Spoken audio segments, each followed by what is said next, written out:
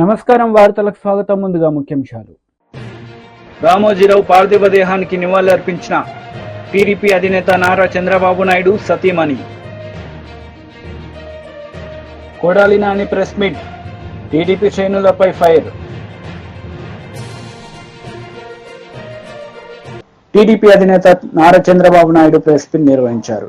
ఈ సందర్భంగా ఆయన మాట్లాడుతూ రామోజీరావు మరణం చాలా బాధాకరమని విచారణ వ్యక్తం చేశారు. రామోజీరావు మరణ వార్తను జీర్ణించుకోలేకపోతున్నామని ఆయన తెలిపారు. సమాజ హితం కోసమే అనునిత్యం కష్టపడ్డాడు. తెలుగు జాతి కోసం అహర్నిశలు పనిచేశారు ఆయన. రామోజీరావు ఒక వ్యక్తి కాదు, వ్యవస్థ, చిత్ర పరిశ్రమకు కూడా ఎనలేని సేవలు చేశారని గుర్తు చేశారు. ఒక పర్పస్ కోసం పుట్టిన వ్యక్తి ఈరోజు చనిపోవడం జీర్ణించుకోలేకపోతున్నాం. రామోజీరావు గారు నాకు 40 సంవత్సరాలుగా తెలిసాయని. ఆయన అనునిత్యం సాధన చేసింది, సమాజ హితం కోసం పనిచేశారు, ఈ తెలుగు జాతి కోసం పనిచేశారు.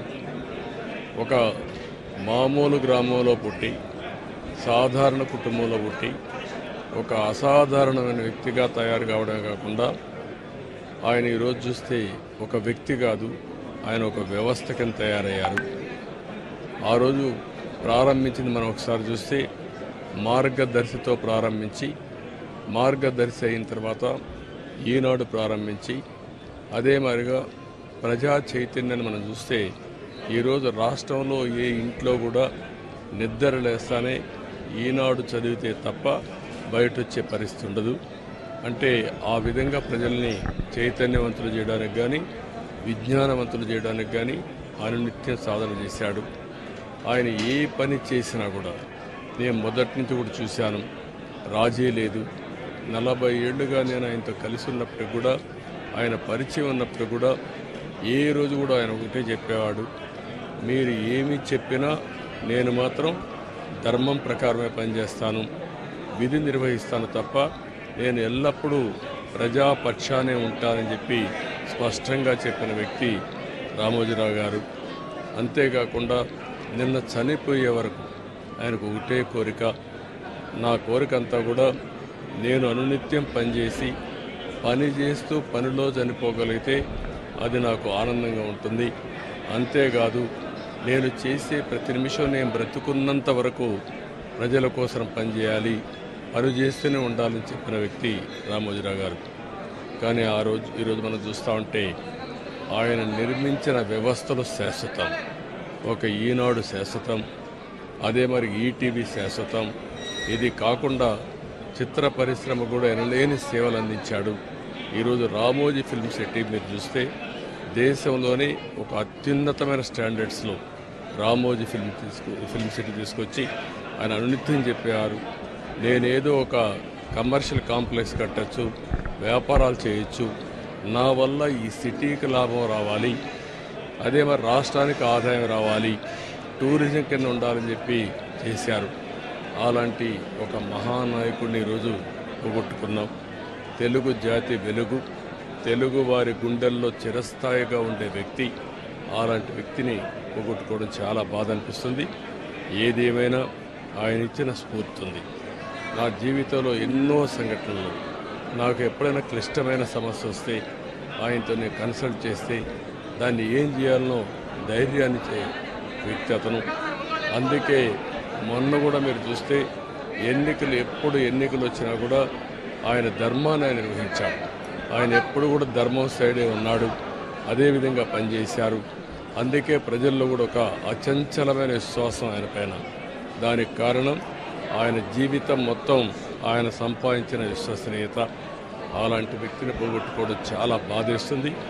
ఏదేమైనా ఆయన ఆశయాలు తెలుగు జాతికి ఉన్నాయి. ప్రతి ఒక్కరు కూడా ఆయన ఆరాధిస్తారు.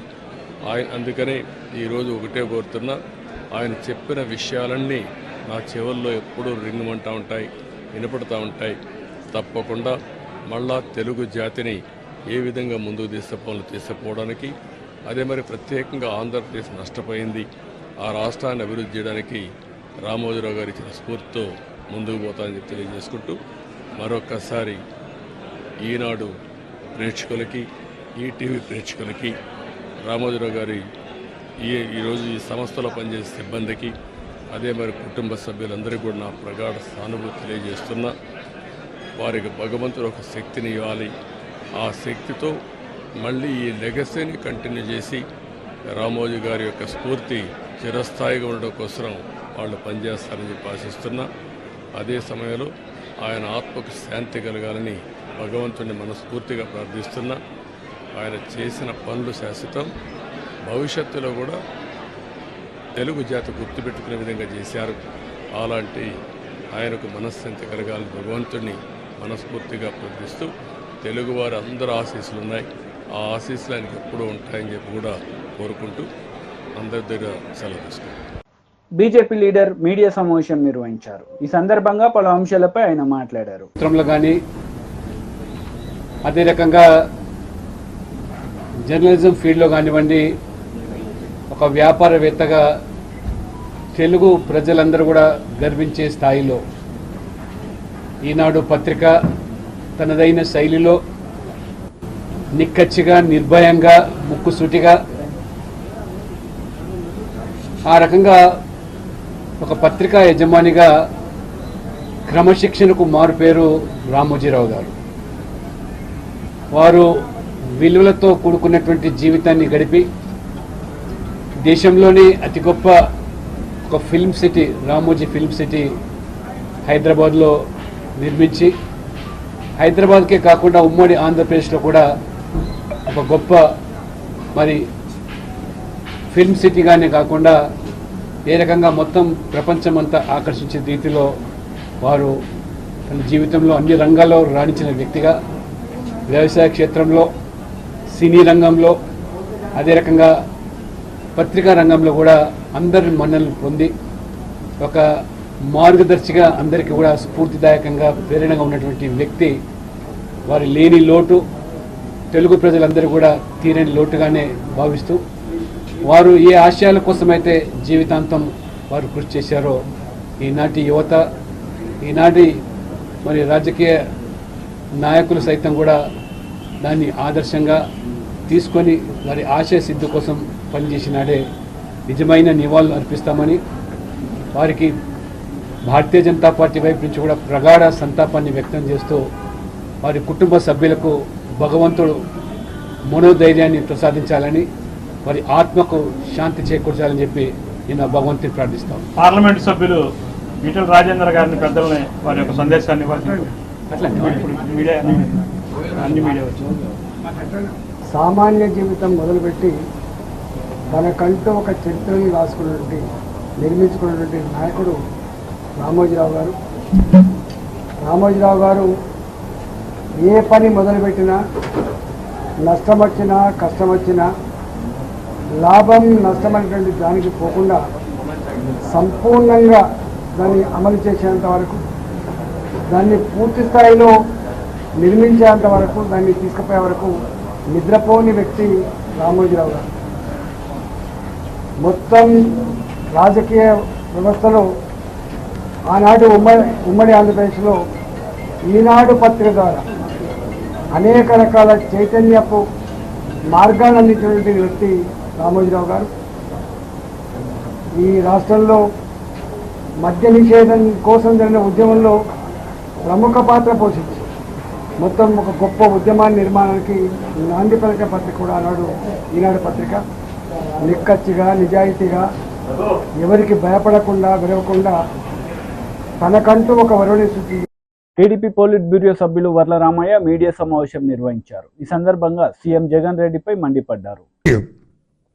151 సీట్లలో గెలిచిన మిమ్మల్ని 11 సీట్లకి పరిమితం చేసిందని చెప్పి కూడా మీకు నేను తెలియజేస్తున్నాను. ఒక్కసారి ఆలోచన చేసుకోండి అని చెప్పి కూడా మీకు తెలియజేస్తున్నాను. నేను ఆత్మకూరు ఆ మాదిగ కులస్తులు ఇప్పుడు కూడా బయట ఉన్నారు. తీసుకెళ్ళి వాళ్ళందరినీ ఇప్పుడు చంద్రబాబు గారిని అడిగి ఒక రోజున తీసుకెళ్ళి వాళ్ళందరినీ కూడా వాళ్ళ గ్రామంలో రెస్టోర్ చేస్తామని చెప్పి కూడా మేము తెలియజేస్తున్నాం. మీకు ఎందుకు అర్థం కావట్లేదు? నా ఎస్సీలు నా ఎస్టీలు అన్నారు. ఏం చేశారు? 29 ఎస్సీ కాన్స్టిట్యున్సీల్లో మీరు పోటీ చేస్తే 2 గెలిచారు. 27 తెలుగుదేశం పార్టీ కూటమి గెలిచింది. మీకు తెలుసా విషయం? ఏ ఎస్సీలున్నా ఎస్సీలే మీకు ఈ రోజున ఈ శిక్ష విధించారు. మేము నీ బానిసలం కాదు, నీ ఓటు బ్యాంకు కాదు. మేము నీ పరిపాలన, నీ నేరాలు ఘోరాలు మాకు నచ్చలేదు. నీ రాజ్యాంగ వ్యతిరేక పరిపాలన మాకు నచ్చలేదు.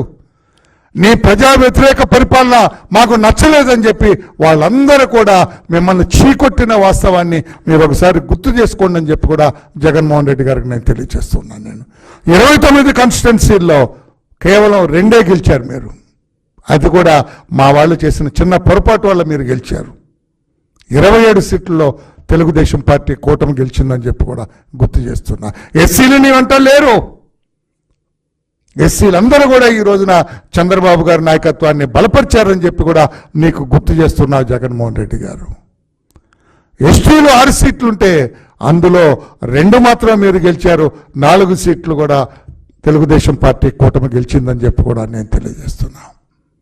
ఇక మీరు ఇతరులను నిందించడానికి లేదు, పరనిందం మానుకోండి అని చెప్పి కూడా నేను తెలియజేస్తున్నాను. నేను ఇది సరైన విధానం కాదు అని చెప్పుకొని నేను తెలియజేస్తున్నాను. నేను ఎస్సీలు నీకు ఎందుకు ఓటేయాలండి? ఎస్సీలకు ఎంతో చేశాను అని చెప్పి నంగనాచి మాటలు మాట్లాడుతున్నా. మీరు 7 పెట్టుకొని మాట్లాడితే ఏమైనా దళితులు కరుగుతారనుకున్నారా? డాక్టర్ సుధాకర్ని చంపిన వాస్తవాన్ని మర్చిపోయారనుకుంటున్నారా? Doctor Sudhakar best anaesthetist in that Visakhapatnam district. మాస్కులు అడిగినందుకు డాక్టర్ సుధాకర్ని చంపిన వాస్తవాన్ని మర్చిపోయారా? ఇసుక దొంగ రవాణా జరుగుతుందని చెప్పినందుకు పోలీస్ స్టేషన్లో వరప్రసాద్ని శిరోమండనం చేసిన వాస్తవాన్ని మర్చిపోయారా మా దళిత వర్గాలు? 5 మీ వైసీపీ వాళ్ళు మా దళిత బిడ్డను మానభంగం చేసి పోలీస్ స్టేషన్ ముందు పడేసిన విషయాన్ని మర్చిపోయారా మా దళిత వర్గాలు? మాస్క్ పెట్టుకోలేదని మా కిరణ్ కుమార్ని కొట్టి చంపిన వాస్తవాన్ని బీజేపీ రాష్ట్ర అధ్యక్షుడు కిషన్ రెడ్డి మీడియా సమావేశం నిర్వహించారు. ఈ సందర్భంగా పలు అంశాలపై ఆయన మాట్లాడారు. ఆరోపణలు చేస్తే అటువంటి ఆరోపణల నుంచి మరి ఎల్కే అద్వానీ గారిని కూడా మరి ప్రత్యేకత చూపించి అన్న అక్రమ కేసు అని చెప్పి గొంతెత్తి చాటినటువంటి వ్యక్తి మరి రామోజీరావు గారు. వారు ఈరోజు స్వర్గస్థులు కావడము నిజంగా తెలుగు ప్రజలకే కాకుండా తెలుగు మరి మీడియాకే కాకుండా యావత్ దేశంలో కూడా చాలా లోటు.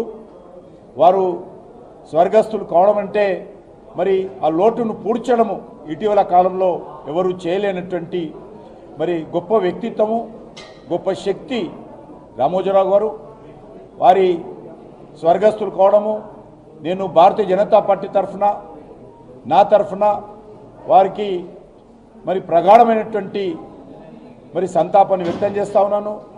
వారి కుటుంబ సభ్యులకు కూడా ఈ కష్టకాలంలో అన్ని రకాలుగా భగవంతుడు అండగా నిలబడాలని, వారు చేపట్టినటువంటి మరి వారు తీసుకొచ్చినటువంటి అనేక సంస్కరణలు అది మీడియా రంగంలో కావచ్చు, వ్యాపార రంగంలో కావచ్చు, మరింత ముందుకు తీసుకెళ్లే విధంగా ఆ కుటుంబ సభ్యులకు ప్రత్యేకంగా శక్తినివ్వాలని ఈ సందర్భంగా కోరుకుంటున్నాను. అత్యధికమైన పెద్ద మరి రామోజీ ఫిల్మ్ స్టూడియో నిర్మాణం చేసినటువంటి వ్యక్తి. ఎక్కడో మనము మరి అమెరికాలో ఆ రకమైనటువంటి స్టూడియోలను చూస్తాము. సూట్ కేసులో డబ్బులు తీసుకొని వెళ్తే, చెక్ బుక్ తీసుకొని వెళ్తే మొత్తం సినిమా షూటింగ్ అంతా చేసుకొని ఆ రీల్ను బయటికి తీసుకొని వెళ్ళొచ్చు. అన్ని రకాలుగా మరి సినిమా షూటింగ్ కావాల్సినటువంటి వ్యవస్థను ఈనాడు మరి రామోజీ ఫిల్మ్ స్టూడియోలో ఏర్పాటు చేసినటువంటి గొప్ప వ్యక్తి. ఈరోజు హైదరాబాద్కి ఎవరు వచ్చినా కూడా భారతదేశం నుంచి ప్రతి ఒక్కరు కూడా రామోజీ ఫిల్మ్ స్టూడియో చూడాలనేటువంటి తాత చూస్తున్నటువంటి పరిస్థితి కూడా ఉన్నది. కాబట్టి ఏ రంగంలో తీసుకున్నా, ఏ కార్యక్రమం చేపట్టినా కూడా తనకంటూ ఒక ప్రత్యేకమైనటువంటి మరి స్థానాన్ని, ముఖ్యంగా తెలుగు భాషకు కూడా చాలా గౌరవం తీసుకొచ్చినటువంటి వ్యక్తి, తెలుగు భాషను ప్రోత్సహించినటువంటి వ్యక్తి. అదేవిధంగా మద్యపాన నిషేధాన్ని కూడా మరి వ్యతిరేకించి మద్యపాన నిషేధం తెలంగాణలో రావడంలో రామోజీరావు గారు కీలక పాత్ర పోషించారు. ఆ రకంగా ఏ అంశాన్ని ఎంచుకున్నా, ఏ రంగాన్ని తీసుకున్నా ఆయన అన్ని రకాలుగా నమ్ముకున్నటువంటి అంశానికి మరి న్యాయం చేసే విధంగా మరి ముందుకున్నటువంటి వ్యక్తి రామోజీరావు గారు. వారు స్వర్గస్థులు కావడము తెలంగాణకే కాదు, ఆంధ్రప్రదేశ్కే కాదు, యావత్ దేశానికి తీవ్రమైనటువంటి లోటు. తప్పకుండా ఆ దిశలో మరి వారి కుటుంబ సభ్యులు వారి యొక్క అడుగుజాడల్లో వారు చేపట్టినటువంటి అనేక కార్యక్రమాలను కూడా ముందుకు తీసుకెళ్లాలని ఆ శక్తి భగవంతుడు ఇవ్వాలని నేను కోరుకుంటున్నాను. మరి తనకంటూ ఒక ప్రత్యేక స్థానాన్ని సంపాదించుకున్నటువంటి వ్యక్తి రామోజీరావు గారు. వారు భారత ప్రభుత్వం తరఫున పద్మ విభూషణ్గా మరి గౌరవం పొందినటువంటి వ్యక్తి. వారు అనేక వ్యాపార రంగాలలో తెలుగు ప్రజలు గర్వపడేటువంటి పచ్చళ్లను ప్రపంచమంతా పరిచయం చేసినటువంటి వ్యక్తి. అనేక రకాల సందేశాత్మకమైనటువంటి సినిమాలను రూపకల్పన చేసి మరి మంచి పేరు తెచ్చుకున్నటువంటి వ్యక్తి. అదేవిధంగా ఈటీవీ ప్రారంభించి అనేకమైనటువంటి దేశంలోని ఇతర భాషల్లో కూడా ఈటీవీ ఛానల్స్ ప్రారంభించి ఒక తెలుగువాడిగా మరి భారతదేశమంతా కూడా ఈటీవీ రంగంలో కూడా మంచి పేరు తెచ్చుకున్నటువంటి మహానుభావుడు. అంతేకాకుండా ఇటు వ్యవసాయ రంగంలో కానీ, తెలుగు భాషకు సంబంధించినటువంటి విషయంలో కానీ, పత్రికకు సంబంధించినటువంటి జిల్లా ఎడిషన్స్ కాంగ్రెస్ నేతలు మీడియా సమావేశం నిర్వహించారు. ఈ సందర్భంగా పలు అంశాలపై వారు మాట్లాడారు. That also CWC today discussed. Basically, the atmosphere in the CWC is entirely different than the atmosphere 4 months before. Our workers are charged, leaders are charged. Now the revival of the Congress party have been started. This is the sentiments of the CWC. Everybody thought that Congress is going to be finished. Then what will happen? Even after election also, final day the exit poll came. That exit poll, this election is a very, very different fight. We have to fight against exit poll also. 3 days we fighted against the exit poll. First evening exit poll come, our communication department had fighted against the exit poll, first, second, third, till fourth.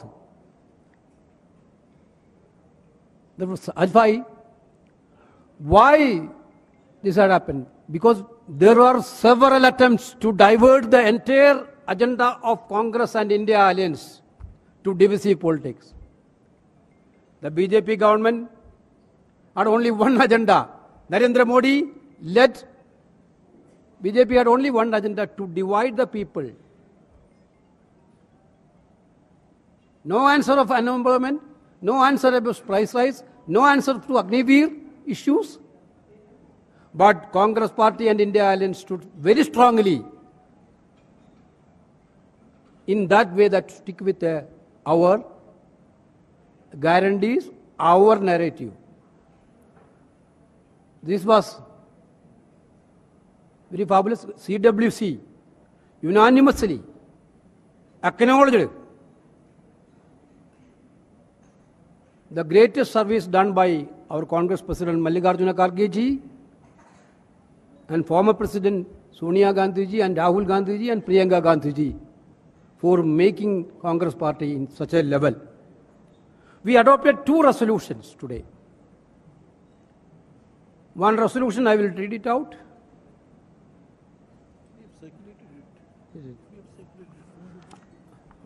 I think it is better. This meeting of the CWC congratulates the people of our country for voting so powerfully to preserve our democracy, protect the Republic Constitution and enhance social and economic justice. They have decisively rejected both the substance and style of governance over the past decades. The verdict of the people is not just a political loss, but a moral defeat for the Prime Minister who sought the mandate in his name and ran a campaign anchored in lies, hate, prejudice, divisiveness, and extreme bigotry. The CWC thanks the people of the country for placing the Indian National Congress. YCP leader Kodali Nani press meet నిర్వహించారు. ఈ సందర్భంగా పలు అంశాలపై ఆయన మాట్లాడారు. ఎన్నికల counting అనంతరం ఈ కృష్ణా జిల్లాలో కానీ రాష్ట్రంలో అనేక మంది తెలుగుదేశం పార్టీ, జనసేనకు సంబంధించినటువంటి నాయకులు, కార్యకర్తలు వైఎస్ఆర్ కాంగ్రెస్ పార్టీ గ్రామ స్థాయి, వార్డు స్థాయి, మండల స్థాయి, నియోజకవర్గ స్థాయి యాక్టివ్గా ఉండేటువంటి లీడర్స్ పైన ఉద్దేశపూర్వకంగా దాడులు చేస్తున్నారు. అదేవిధంగా వాళ్ళ ఇళ్ళకెళ్ళి ఇళ్ళు పగలు కొడతాం, కార్లు పగలు కొడతాం, అర్ధరాత్రులు వెళ్ళి వైఎస్ఆర్ కాంగ్రెస్ పార్టీ శ్రేణుల్ని భయపెట్టాలి, ఈ వైఎస్ఆర్ కాంగ్రెస్ పార్టీని డిస్టేజం చేయాలని చెప్పి పెద్ద ఎత్తున ప్రయత్నాలు చేస్తున్నారు. వాటిల్లో కొన్ని చోట్లయితే ఫిజికల్గా వ్యక్తుల మీద దాడులు చేయటం, కాళ్ళు ఇరక్కొడతాం, చేతులు ఇరక్కొడతాం, తల్ల బాగలు కొడతాం. అదేవిధంగా ఈ గ్రామాల్లో కానీ ఇక్కడ కానీ మీరు ఉండకూడదని చెప్పి వార్నింగ్లు ఇవ్వటం అనేక రకాలుగా చేస్తున్నారు. వీటికి ప్రత్యక్ష సాక్షులు పోలీసులు దగ్గర ఉండి వాళ్ళు కొడతాంటే వీళ్ళు చూస్తూ నిలబడి ఎంజాయ్ చేస్తున్నారు. ఈరోజు మా దగ్గర పోలీసులు ప్రేక్షక పాత్ర వహించేటువంటి సన్నివేశాలు, తెలుగుదేశం పార్టీ అల్లరిమోకలో మా వాళ్ళ మీద దాడి చేస్తున్నటువంటి సన్నివేశాలు సీసీ ఫుటేజీలతో సహా, ఫోటోలతో సహా మా దగ్గర ఉన్నాయి. మేము ఎస్పీ గారికి కానీ లేదా లోకల్గా ఉన్నటువంటి పోలీస్ స్టేషన్లో కానీ కంప్లైంట్ ఇచ్చినా, ఒకవేళ మాకు ముందు సమాచారం ఉండి ఇలా గొడవ జరిగేటువంటి పరిస్థితి ఉందని చెప్పినా కూడా వాళ్ళు వచ్చి ప్రేక్షక పాత్ర వహించడం, అదేవిధంగా ఎటువంటి కేసులు కూడా కట్టినటువంటి పరిస్థితి లేదు. కాబట్టి మేము జిల్లా పార్టీ తరఫున మా దగ్గర ఉన్నటువంటి వీడియోగ్రాఫులతో, ఫోటోగ్రాఫులతో హైకోర్టుకు వెళ్ళి ప్రైవేట్ కేసులు వేయాలని చెప్పి నిర్ణయించుకున్నాం. తప్పకుండా దాడులు చేసినటువంటి వాళ్లే కాదు, దాడులు చేస్తుంటే చూస్తున్నటువంటి పోలీసు వ్యవస్థ మీద కూడా కేసులు వేయటానికి సిద్ధంగా ఉన్నాం. అదేవిధంగా వైఎస్ఆర్ కాంగ్రెస్ పార్టీ నాయకులకు కానీ, అదేవిధంగా కార్యకర్తలకు కానీ ఎటువంటి భయం, ఆందోళన చెందాల్సినటువంటి అవసరం లేదు.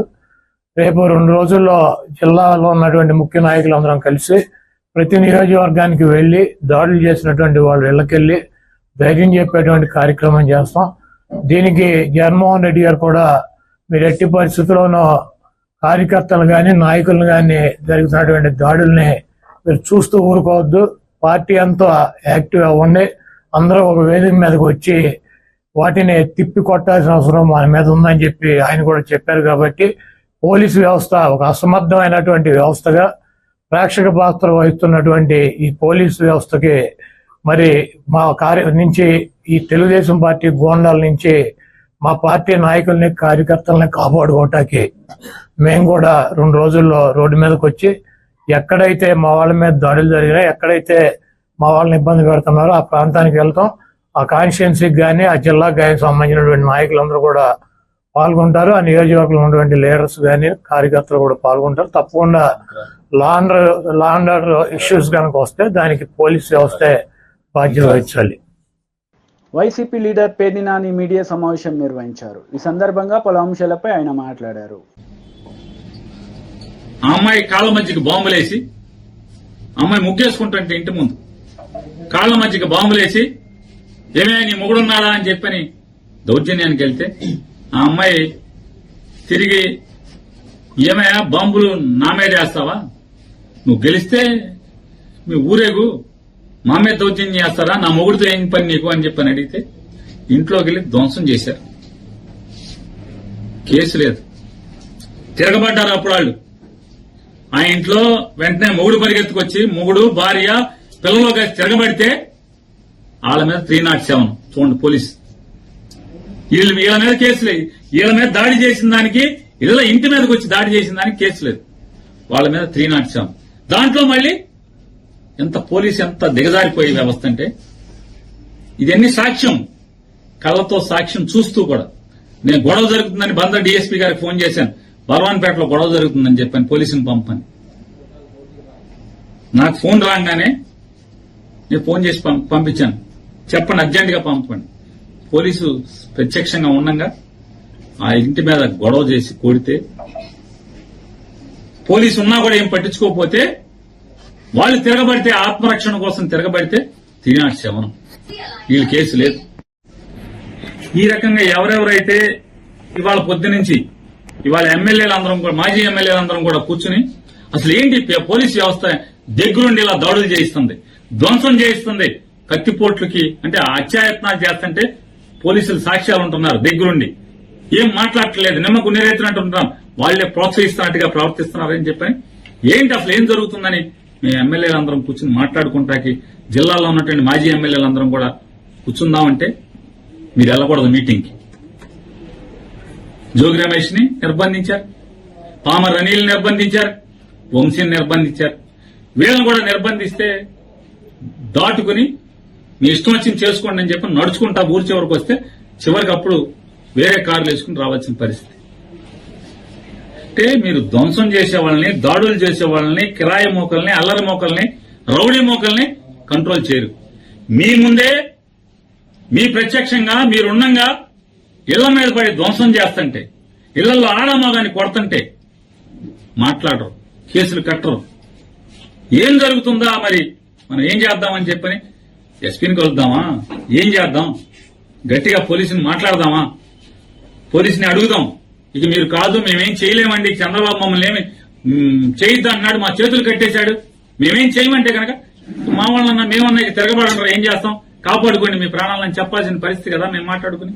అదే ఎస్పీ గారిని అడుగుదాం అనుకుంటున్నాం. మేమందరం 7 కూడా మాజీ ఎమ్మెల్యేలు, ఇక్కడ పోటీ చేసిన 7 అభ్యర్థులు కానీ వైఎస్ఆర్ కాంగ్రెస్ పార్టీ కన్నా ఎస్పీ గారిని కలుద్దాం అనుకున్నాం. కలిసి పోలీసు ఇదే రకంగా మీరు కొనసాగిస్తే ఖచ్చితంగా మేము ప్రాణ రక్షణ కోసం, ఆస్తుల రక్షణ కోసం తిరుగుబాటు చేయాల్సిన పరిస్థితి. పోలీసు ఇలాగే కనుక కొనసాగిస్తే, పోలీసులు ఇలాగే దౌర్జన్యకాండని మీరు ప్రోత్సహిస్తే ఏం చేయాలి మరి? చూస్తూ ఊరుకోలేం కదా. ఇళ్ల మీద పడితే ఏం చేస్తారు? మాన ప్రాణాల కన్నా విలువైంది ఏముంటది? ఆస్తులు పోతే కొని 2 ఏళ్ళో 7 చాకరీ చేసి సంపాదించుకుంటారు. టీవీ పాత్ర అయితే అప్పో సప్పో చేసో, లేదా అడుక్కున్నాం, లేదా కూలి పని చేసో సంపాదించుకుంటారు. కానీ ధ్వంసం చేసి, దౌర్జన్యం చేసి, అసభ్య పదజాలంతో ఆడపిల్లని, ఆడకూతురిని 30 ఏళ్లు కూడా నేను లేవు, 26 ఏళ్ళు, 27 ఏళ్ళు, 25 ఏళ్ల అమ్మాయిని పసిగుడితో కొడుకుని బిడ్డని చేతిలో సంకనేసుకుని ఉంటే లక్షిస్తాను పొడుకో వెళ్ళంజా అని మదం ఎక్కి మాట్లాడారు నవీన్ గారిని రోడ్లమ్మడి తిరుగుతుంటే ఆడు హాస్పిటల్కి చేరుస్తారు తీసుకెళ్లి పోలీసు. ఏం చేయాలి? అందుకే నిర్ణయించుకున్నాం, చూసుకుని 7 కలిసి ఎస్పీ గారిని కలవాలి, కలిసి పోలీసు ఇదే రకమైనటువంటి దగ్గరుండి ధ్వంసరచన చేయిస్తే, దగ్గరుండి ఇళ్ల మీద దాడులు, ఇళ్లు ధ్వంసం చేసి. వార్తలు ముగించే ముందు ముఖ్యాంశాలు మరోసారి. రామోజీరావు పార్థివ దేహానికి నివాళులర్పించిన టీడీపీ అధినేత నారా చంద్రబాబు నాయుడు సతీమణి. Kodali Nani press meet, TDP శ్రేణులపై ఫైర్. ఈ వార్తలు ఇంతటితో సమాప్తం. తిరిగి ప్రసారమయ్యే వార్తల్లో మళ్ళీ కలుద్దాం. అంతవరకు సెలవు, నమస్తే.